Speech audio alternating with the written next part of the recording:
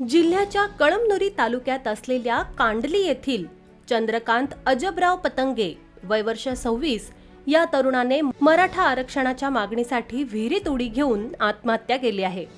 वारंगा फाटा शिवारात असलेल्या विहिरीमध्ये उडी घेऊन आपलं जीवन संपवलं।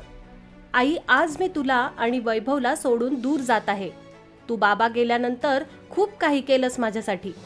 मी शिकून मोठं व्हावं हे स्वप्न मी आरक्षणामुळे पूर्ण करू शकलो नाही। काल आचारसंहिता लागल्यापासून मला कळून चुकलं की हे सरकार आरक्षण देणार नाही। आई, मी तुझ्यासाठी काहीच करू शकलो नाही, मला माफ कर। वैभवला सांभाळलं, अशी चिठ्ठी लिहून या तरुणाने जीवन संपवलं आहे। पोलिसांकडून मिळालेल्या माहितीनुसार कळमनुरी तालुक्याच्या काडली येथील चंद्रकांत पतंगे हा वारंगा फाटा येथे राहत होता। त्याचा एक भाऊ पुण्यामध्ये कामाला असल्याचं समजतंय। वडील नसल्याने त्याच्या आईवर ही जबाबदारी होती।